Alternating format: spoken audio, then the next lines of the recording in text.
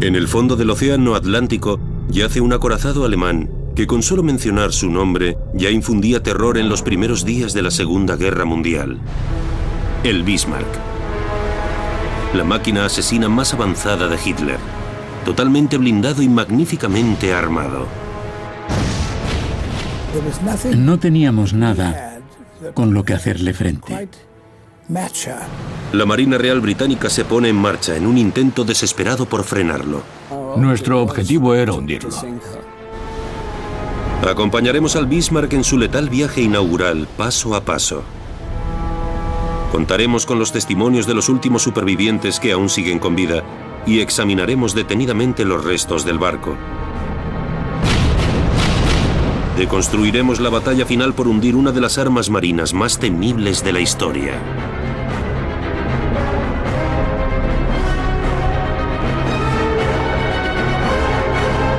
¿Quién hundió al Bismarck? 19 de mayo de 1941. El Bismarck, el inmenso acorazado nazi, zarpa de Alemania.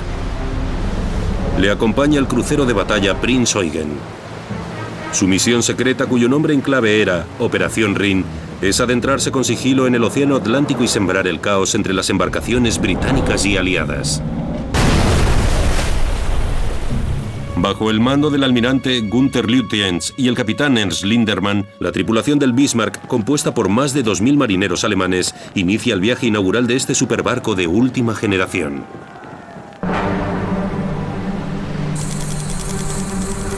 ...21 de mayo de 1941...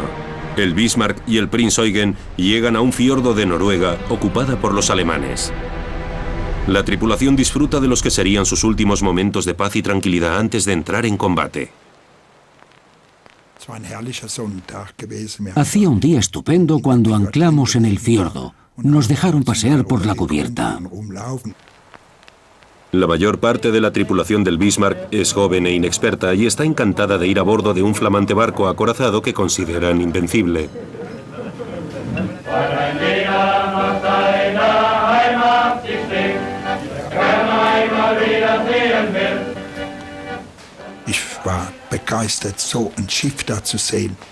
Yo estaba emocionado. Todo el mundo pensaba, este barco no se hundirá jamás, es grandioso y está armado hasta los dientes. El Bismarck es la representación de las intenciones de Hitler de dominar el mar abierto. El Bismarck aunaba toda la tecnología naval alemana de la época. Era el acorazado de mayor tamaño, el más poderoso y además uno de los más rápidos de aquel entonces.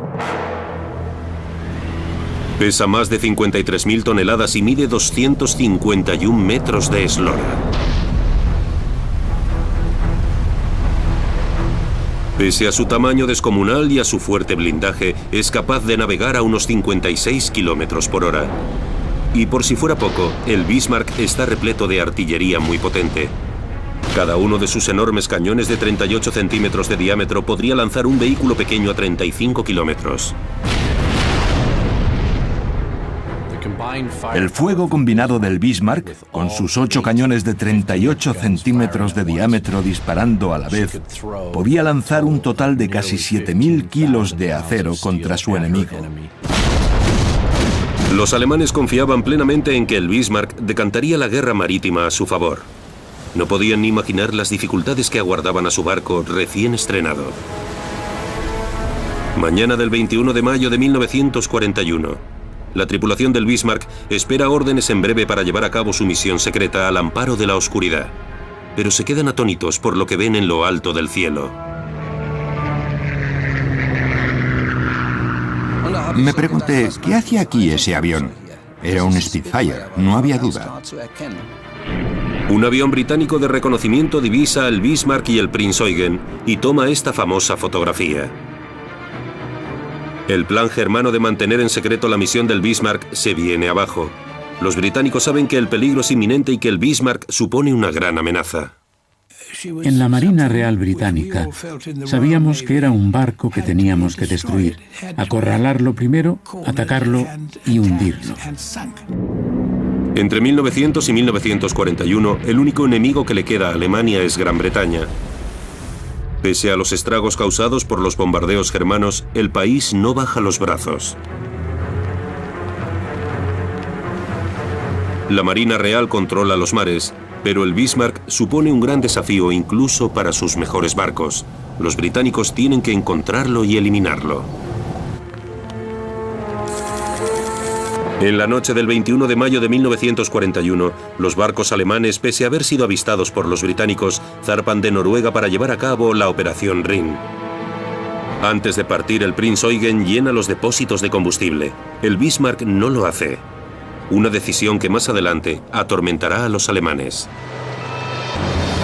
Unos 60 años después, a 965 kilómetros de la costa francesa, un equipo internacional se prepara para realizar las primeras inmersiones tripuladas hasta el Bismarck.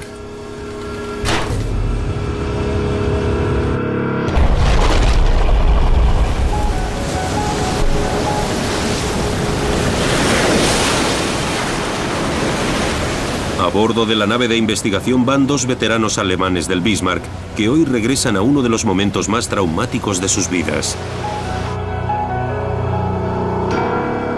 Heinz Steg y Heinrich Kund son dos de los escasos supervivientes del dramático final del Bismarck.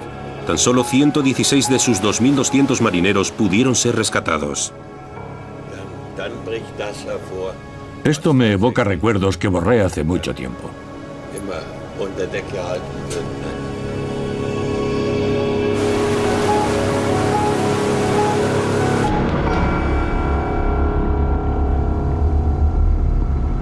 Los sumergibles tocan fondo a unos 4.800 metros.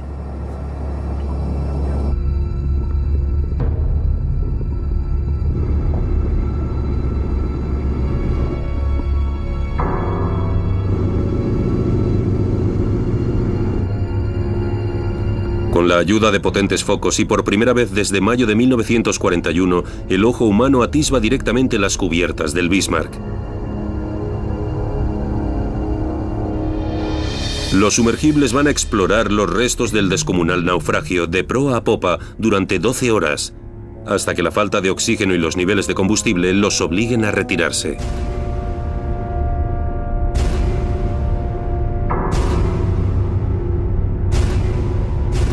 A continuación, el equipo tardará 2 horas en ascender de nuevo a la superficie en plena noche. Subirá consigo las primeras imágenes en alta definición del Bismarck, unas pruebas que trazarán el rumbo de su batalla final. A la mañana siguiente, a bordo de la nave de investigación, los veteranos del Bismarck inician una inmersión virtual al pasado. ¿Listos? ¿Sí?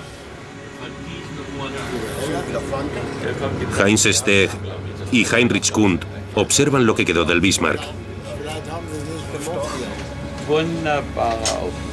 Son unas imágenes fantásticas. Mirad ahí. Grandioso. Eso de ahí eran... Las imágenes los trasladan a un momento en el que una cadena de mala suerte y decisiones equivocadas determinaron el destino de su barco. Comenzando por la salida precipitada del Bismarck de Noruega.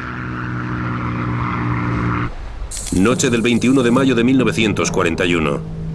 El Bismarck no solo zarpa precipitadamente del fiordo sin repostar, sino que también deja otros preparativos sin hacer. Hay una razón que podría explicar la prisa de los alemanes por botar el Bismarck.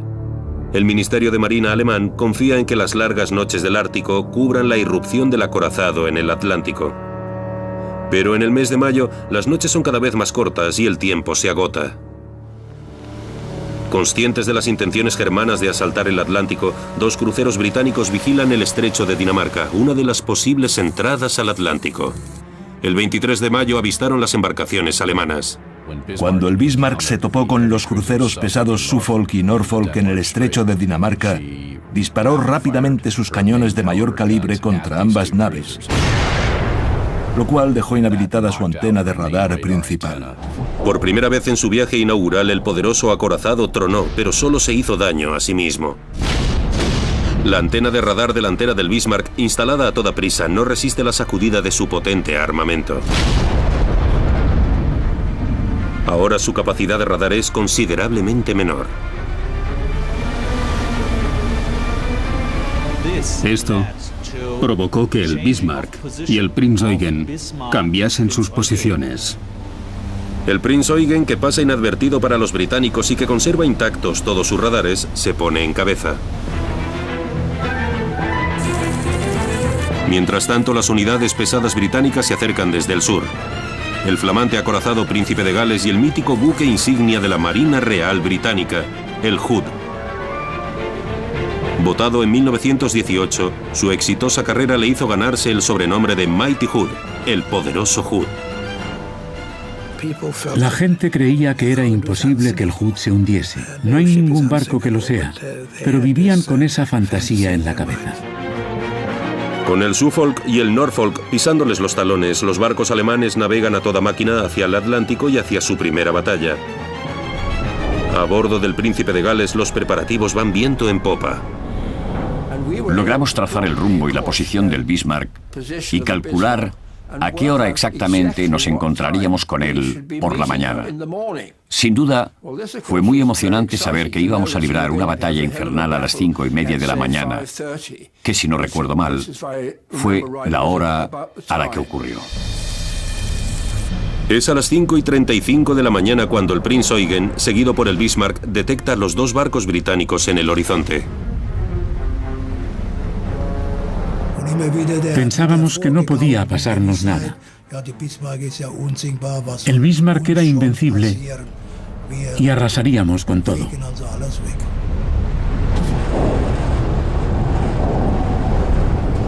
El Bismarck y el Mighty Hood, dos buques insignia enemigos frente a frente. Está a punto de comenzar un duelo de gigantes. Solo uno sobrevivirá. 24 de mayo de 1941. El crucero de batalla Hood y el acorazado Príncipe de Gales toman posiciones en el extremo oeste del estrecho de Dinamarca, listos para abalanzarse sobre el Bismarck y el Prinz-Eugen. La distancia entre los adversarios es cada vez menor. El Príncipe de Gales divisa el Bismarck. De repente, a los pocos minutos alguien vio aparecer un mástil. Fue un momento increíble. A continuación, vimos una barra gigantesca. Poco después empezó a surgir la chimenea y así fue como gradualmente fuimos divisando la totalidad del Bismarck. Pero el crucero de batalla británico Hood cometió un error fatídico. En la lejanía, las descomunales siluetas de ambos barcos alemanes eran idénticas. El Hood identificó el Prinz-Eugen, que era el barco que encabezaba la ofensiva germana, como el Bismarck, por lo que comenzó a disparar contra él, que era el objetivo equivocado. Tras el Prinz-Eugen, el Bismarck se prepara para la acción y fija los barcos británicos en sus objetivos. Dispara la primera salva contra el objetivo correcto.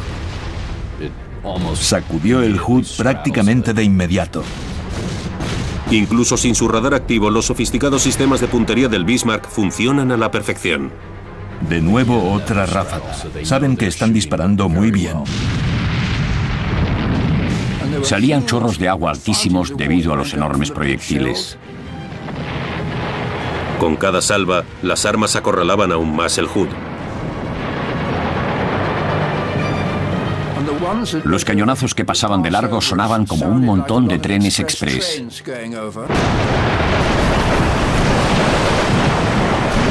En el puente de mando del Hood, el almirante Holland decide virar hacia el Bismarck a toda velocidad. Sabe que debe recortar la distancia para evitar el fuego aéreo, ya que alguno de los cañonazos podría agujerear la zona más vulnerable de su barco, la cubierta.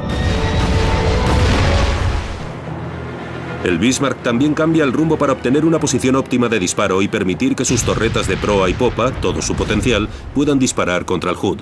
Si querías dar 3 veces en el blanco, tenías que disparar alrededor de 100 proyectiles. Los acorazados y los cruceros de combate tienen los costados muy bien blindados, pero el Hood es especialmente vulnerable, ya que el blindaje de debajo de la cubierta es muy endeble. Y ahora se encuentra a la distancia óptima de disparo del Bismarck. En el puente de mando del Hood, el almirante Holland intenta reducir la distancia entre su barco y el Bismarck lo más rápido posible, porque sabe que su barco es muy vulnerable al fuego aéreo. El Bismarck vuelve a la carga. Uno de sus proyectiles atraviesa el fino blindaje que cubre la recámara, el almacén de bombas altamente explosivas de 38 centímetros del Hood. Y el barco, el Hood, saltó por los aires como si fueran fuegos artificiales.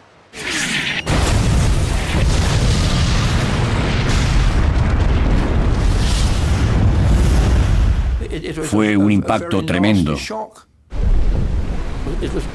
Seguramente el peor de todos los que viví en la guerra, ahora que lo pienso.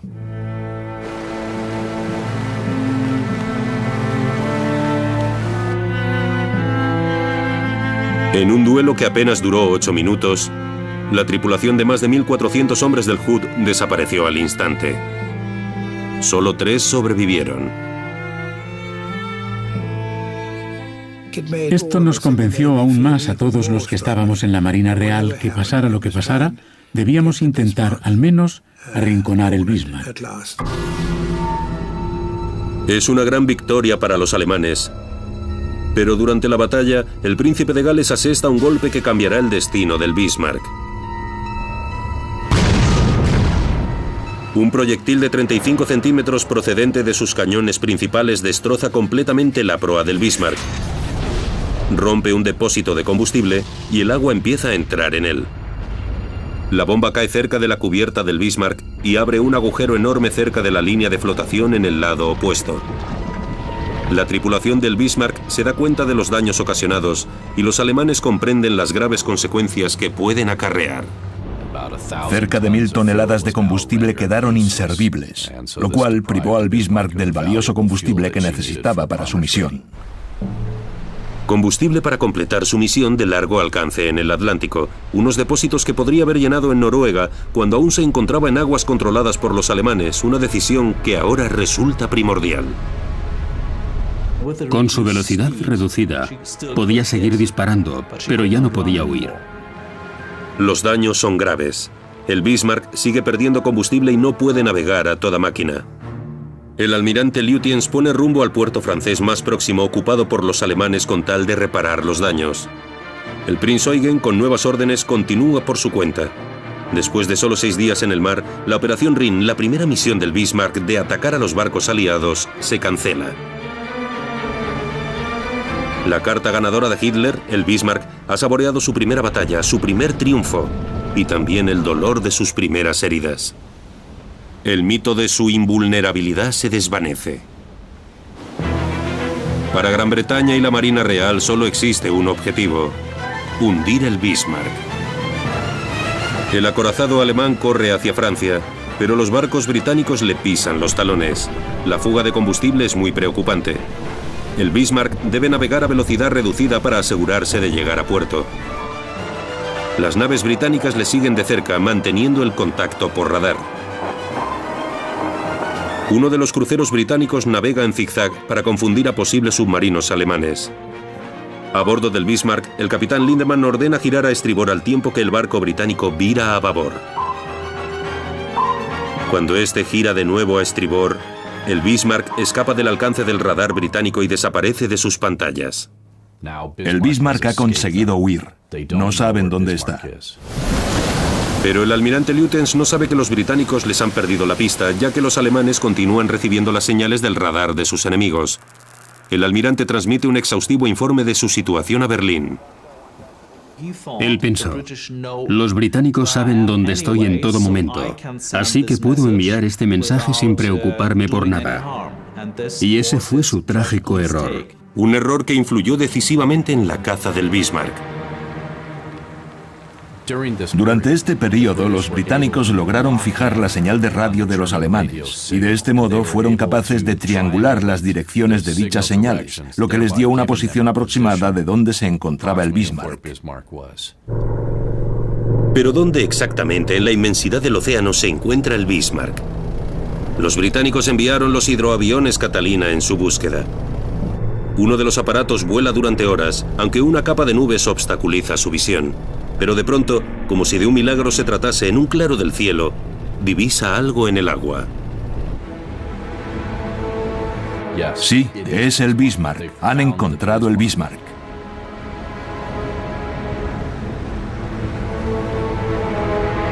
Los británicos han localizado el Bismarck, pero aún no lo han detenido. Ahora la Marina Real Británica aúna todas sus fuerzas con tal de arrinconarlo y hundirlo. Pero el Bismarck se encuentra ya prácticamente en aguas seguras, casi al amparo de las fuerzas aéreas germanas. Lo tenía todo a favor para llegar a Francia sano y salvo. La única opción que tenían los británicos de parar al Bismarck era mediante un ataque aéreo. Solamente un barco, el portaaviones Ark Royal, puede detenerlo. Los pilotos más experimentados preparan sus aviones Swordfish lanzatorpedos para una misión muy arriesgada, pero las condiciones climatológicas son nefastas y el Bismarck está bajo mínimos de combustible. Llevaba mi anillo de casado debajo del guante y reconozco que cuando estaba en la cubierta del portaaviones, justo antes de despegar, pensé, espero salir vivo de esta. Una vez en el aire no hay tiempo para las emociones. Los pilotos luchan contra los elementos y centran su objetivo en una única misión: hundir el Bismarck. A unos 2.500 metros de altitud, giramos hacia el barco y comenzamos la ofensiva. Los Swordfish son robustos pero lentos. Eran de una tecnología obsoleta.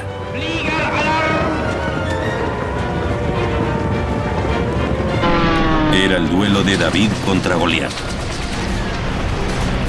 Venían directamente hacia nosotros, listos para desafiar la muerte. Sencillamente disparamos con todas nuestras armas.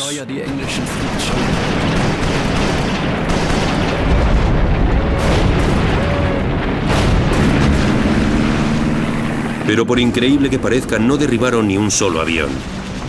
El Bismarck se pone manos a la obra a toda prisa. Su tripulación inexperta y sus armas antiaéreas anticuadas son ahora decisivas. Los cañones de las armas pesadas AA, las armas antiaéreas de 10,5 centímetros, no podían bajarse lo suficiente como para disparar a los aviones, que volaban lentos y a poca altura. La tripulación no tiene experiencia. No nos habían entrenado para disparar contra aviones que venían hacia nosotros. Otto Honch dirigía un arma antiaérea de 3,7 centímetros instalada sobre un cañón mucho mayor. Yo controlaba el de 3,7, pero cuando disparaba el de 10,5 que tenía debajo, se producía un destello de luz tan grande que perdía de vista mi objetivo. El Bismarck es un gigante que arremete cegado por la furia. También disparaba con su armamento principal y las columnas de agua se levantaban justo delante de nosotros. Si nos hubiese alcanzado alguna de ellas, nos habría desintegrado. Los pilotos de los Swordfish descargaron su carga letal. Calculo que estaba a unos 80 metros cuando solté mi torpedo. Mi observador, que miró por un lado mientras nos alejábamos del barco, vio cómo mi torpedo corría por el agua, porque dejaba una estela tras él. Uno de los torpedos, tal vez el de Pattison, impacta en el punto más débil que tiene el Bismarck por debajo de la línea de flotación. El punto que podía dejar en fuera de juego al Bismarck y hacerlo vulnerable. El timón, su talón de Aquiles. Creo que fue una cuestión de suerte que le diésemos justo ahí.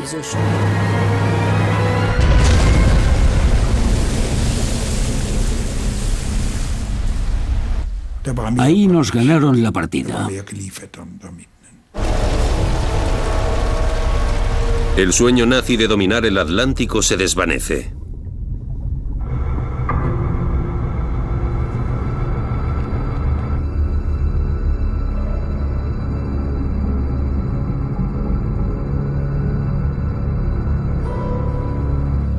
En la nave de investigación, los recuerdos abruman a los dos veteranos del Bismarck.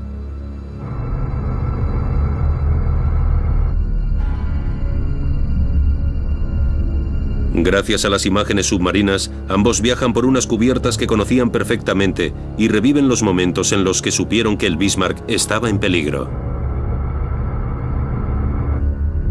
El gigante está malherido. Para el Bismarck, la carrera por llegar a puerto ha finalizado. Uno de los timones ha sufrido un impacto en un ángulo. Los vientos huracanados impiden girar al Bismarck y lo empujan hacia el nor-noroeste. No quedan esperanzas. El Bismarck navega a la deriva a la espera de un ataque que saben que llegará pronto. Lutyens llama por radio a Berlín. Hitler responde. Recibimos un mensaje del Führer. Alemania entera está con vosotros. Y Lutyens contestó, dispararemos hasta la última bomba. Para el orgullo de la Marina de Guerra alemana, el día del juicio final está a punto de llegar. Los británicos no saben que han herido de muerte al Bismarck, pero el rumbo del acorazado hace presagiar que algo va mal. Lo rastrean y se sorprenden de su dirección. El Bismarck se dirigía hacia el norte. Venían hacia nosotros. El Bismarck, incapaz de girar, solo puede avanzar en una dirección, hacia el seno de la Marina Real Británica. Significaba que aquello por lo que habíamos rezado y que tanto deseábamos estaba a punto de ocurrir. La Marina Real Británica reúne a todas las fuerzas disponibles en el Atlántico para librar una batalla tremenda. El Bismarck podía disparar cerca de 7.000 kilos de acero contra sus enemigos. Pero en esta batalla final, su rival multiplicaba esta cantidad por 5. El príncipe de Gales y el rey Jorge V eran capaces de disparar salvas de hasta 8.500 kilos cada uno. El crucero ligero británico Sheffield podía disparar cerca de 1.000 kilos de proyectiles. El Rodney podía disparar unos 8.500 kilos contra el enemigo. Y esto eran únicamente las 4 fuerzas navales británicas que rodeaban el Bismarck. Entonces supimos que aquello sería el final. Alguien dijo, mi mujer no sabe que pronto será viuda. Durante la noche, los destructores británicos atacan el Bismarck. Los alemanes contragolpean. No hay daños en ninguno de los bandos. A bordo, la tripulación se siente agotada y la moral está por los suelos. Están esperando a que llegue el final. No sabíamos exactamente ni cómo ni cuándo, pero todos sabíamos que iba a suceder. Los británicos deciden que el final llegará a la mañana siguiente. 8:45 de la mañana del 27 de mayo de 1941. Listo para el combate, el temible acorazado alemán Bismarck aparece entre la niebla. No sabría decir de qué color era, pero a mí me pareció negro y por tanto muy siniestro y terrorífico. El mito del poder del Bismarck está a punto de hacerse añicos. 8:47 de la mañana. El Rodney abre fuego. Inmediatamente después, el Bismarck contraataca. Pero el gran acorazado se mueve muy lentamente. Al ser incapaz de maniobrar, se convierte en presa fácil. El primer proyectil impacta en el Bismarck a las 8:59, 12 minutos después de comenzar la batalla. Envuelve en llamas la cubierta de proa e inutiliza las 2 torretas delanteras. Enseguida empezaron a recibir impactos consecutivos. Un proyectil procedente del Norfolk sacude la estación de control de tiro de la Cofa. El impacto se produjo nada más empezar la batalla. Y por eso el control de disparo del Bismarck dejó de funcionar a las primeras de cambio. Fue entonces cuando recurrieron al control dirigido, que tampoco duró mucho tiempo. Aquello fue el fin del Bismarck porque después de eso solo podía disparar con las torretas grandes mediante el control local, que es mucho menos efectivo si lo comparamos con el control dirigido. Los cañones traseros principales del Bismarck utilizan su propio localizador de rangos para apuntar. Disparan a discreción, pero no son efectivos. Los proyectiles continúan arrasando el Bismarck. A más de 4.700 metros bajo la superficie, el acero rasgado y retorcido demuestra los daños infligidos. Las estaciones de control de tiro fueron totalmente arrancadas del barco.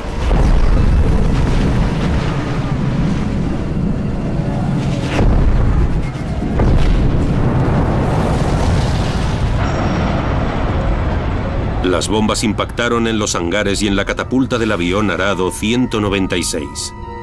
La catapulta jamás lanzó un solo avión. Los hangares siguen ahí, pero los aviones ardieron en el infierno que consumió al Bismarck.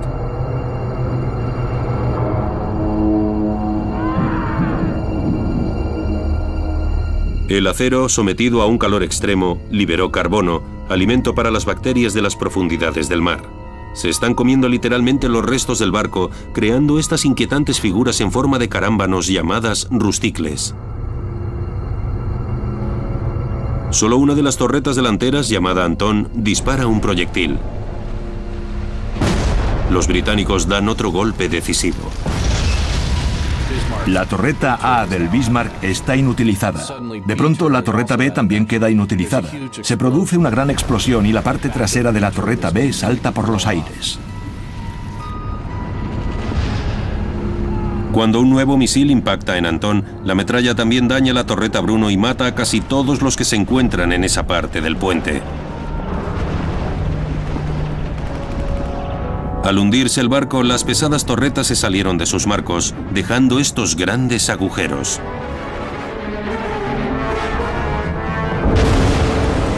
A las 9:12, tras 25 minutos de batalla, las bombas destruyen el puente y matan a la tripulación. Hay quien opina que el capitán Lindemann y el almirante Lutyens también murieron en este momento.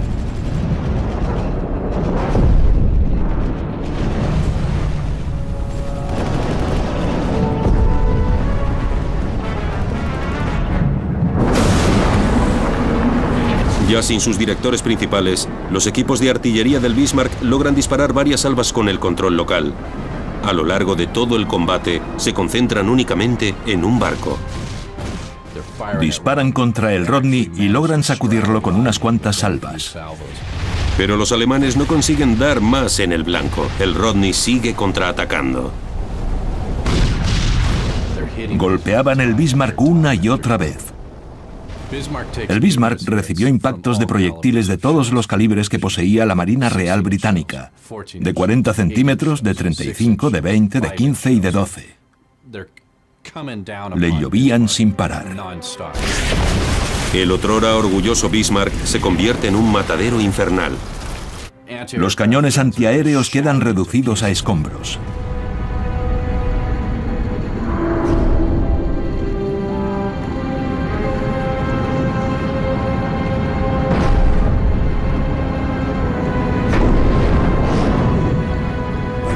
Teníamos órdenes de buscar refugio en la superestructura.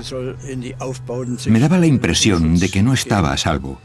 Me escondí detrás de la torreta Dora, justo por donde normalmente salían los casquillos vacíos. Así es como comprendí que la torreta había quedado inutilizada.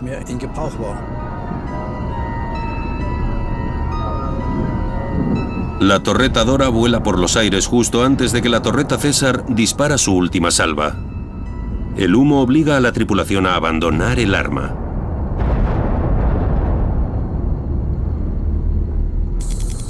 Nueve y 31 minutos de la mañana del 27 de mayo de 1941. Tras menos de 45 minutos, todo el armamento principal del Bismarck se queda en silencio. Pero los británicos continúan disparando. Su objetivo, hundir el Bismarck. Desde la distancia, los británicos ven cómo algunas piezas del Bismarck saltan por los aires tras cada impacto. Explosiones, fuego, es horrible. La metralla de acero volaba en todas direcciones. Los proyectiles alcanzan el mástil principal, que cae sobre la cubierta del barco y después se precipita por la borda. Una de las grúas también sufre un cañonazo y cae sobre la superestructura.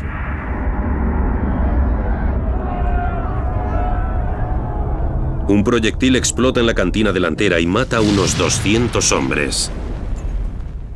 La aniquilación de la tripulación a bordo de la superestructura fue algo que jamás se había visto antes. Fue como si todos cayesen literalmente en un triturador de carne gigantesco. En el corazón del barco, muchos jóvenes ingenieros, electricistas y operadores de radio como Carl Kuhn aguantan en sus estaciones de trabajo. Solo tenía 18 años. A esa edad supe lo que era la guerra. Bajo la cubierta blindada, la tripulación solo puede imaginarse la carnicería y las llamas.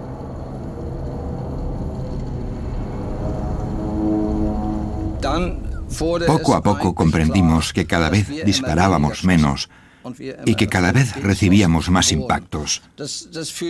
Lo sientes, lo oyes, así de sencillo, pero no sabíamos qué ocurriría a continuación.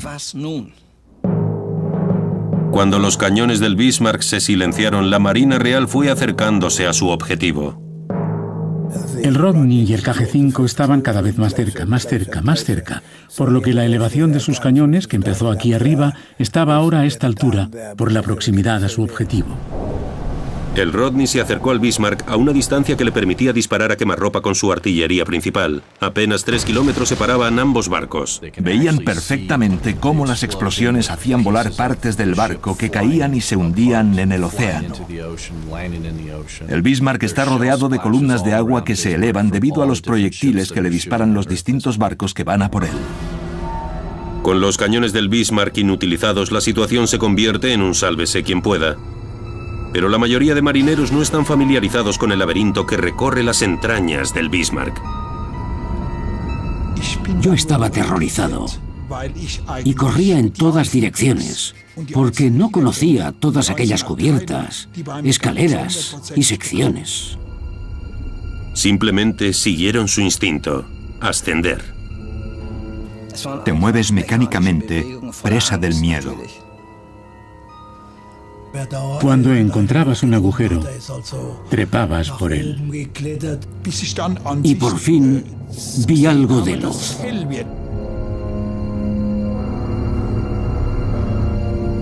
Cuando llegan a la cubierta superior, se quedan atónitos. Era un amasijo de acero. Todo estaba destruido. No quedaba nada intacto. Era dantesco. Estaba todo destrozado. Había montañas de cuerpos sin vida. Un panorama inconcebible.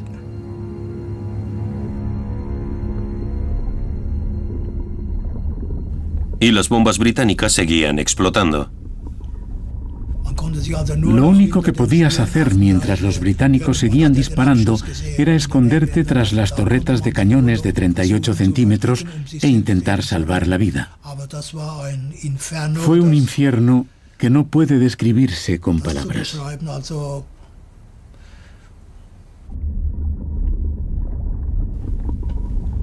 Yo estaba detrás de esa torreta y en lo único que pensaba era en volver al interior del barco.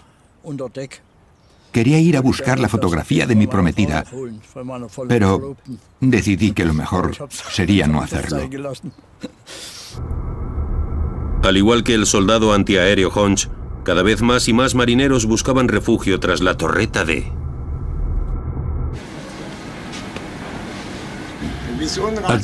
Aquí. Por aquí fue por donde salí. A continuación, corrí por este lado hasta aquí. Y después salté.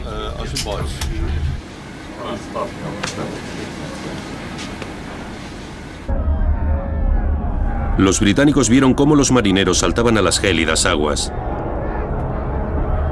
Miramos fijamente y vimos una pequeña hilera de hombres. Esa fue la primera vez que vimos al enemigo en persona. Era una pequeña hilera de hombres que salían de la superestructura y corrían por el lado del barco hasta el alcázar. Eran como lemmings que saltaban al mar para escapar del infierno que ardía a bordo. Herido de muerte, el casco vuelca hacia un lado por las olas, pero no se hunde. Lo más irónico de todo esto es que esa era la fuerza del Bismarck. El Bismarck fue diseñado para resistir este tipo de batallas, y pese a que la superestructura, los cañones y más partes estaban destrozadas y habían saltado por los aires y por la borda, el casco del barco no había perdido su fuerza. Pese a su situación desesperada, los alemanes no iban a rendirse. Ningún marinero alemán quiere ver su barco en manos del enemigo. Pero después de todo este tiempo hay una pregunta que sigue abierta. ¿Fueron los británicos los que barrenaron el Bismarck o fueron los alemanes? Barrenar el barco, lo único que hizo fue precipitar su hundimiento. Cuando se hundió ya era un barco indefenso, por lo que no importa si, en efecto, fue barrenado o hundido por un torpedo británico. El casco está prácticamente intacto, pero como vemos aquí, las señales de que barrenaron el barco son evidentes. El metal retorcido de una entrada de refrigeración de agua se abrió por debajo de la línea de flotación. Evidentemente, los británicos no quieren reconocerlo porque prefieren pensar que lo hicieron todo ellos solos. Pero lo cierto es que no fue así. Gran parte de la tripulación del interior del casco jamás habría abandonado sus estaciones de trabajo de no haber sido por la orden de barrenar y abandonar el barco. Justo cuando el barco estaba a punto de volcar, hinché mi chaleco salvavidas y salté al agua. El agua está congelada a apenas 10 grados y llena de combustible. La superficie está cubierta de trozos del barco y cadáveres. Y entonces el Bismarck se da la vuelta. Es como si lo estuviera viendo ahora mismo. Se hundió así, en vertical por la proa. Tardó unos 5 minutos.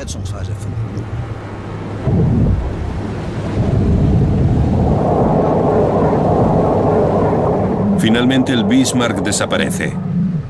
Pero para cientos de marineros que han saltado a las gélidas aguas, la lucha por la supervivencia comienza a la deriva en plena tormenta en el Atlántico Norte.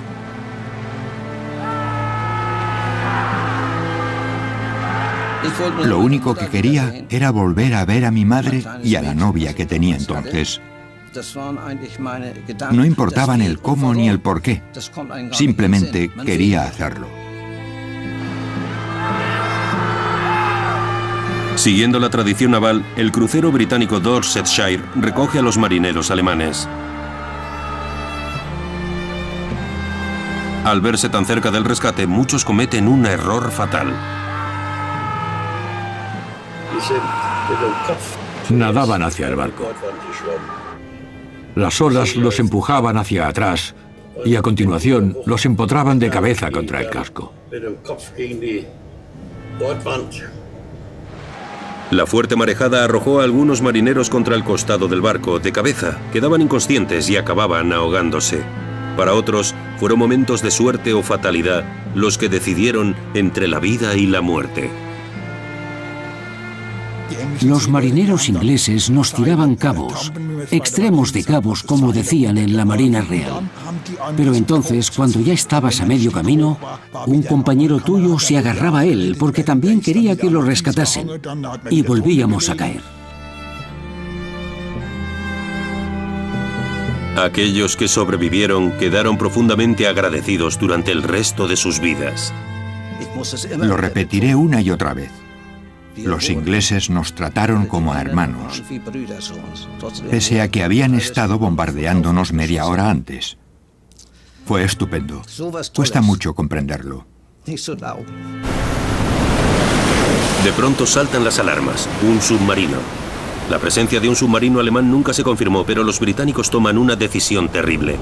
Con tal de proteger a su tripulación, el Dorsetshire sigue su camino y deja que centenares de marineros alemanes se ahoguen en las gélidas aguas.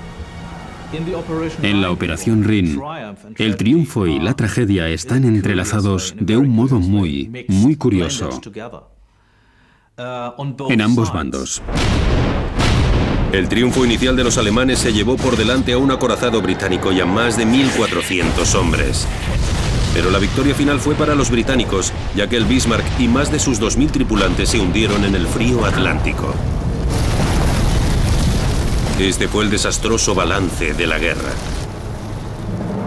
La pérdida del Bismarck se podría haber evitado si se hubiera cancelado la operación desde un principio.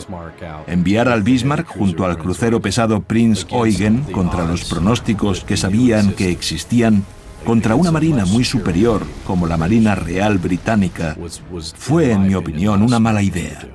La historia está llena de si esto, lo otro o aquello hubiera o no hubiera pasado.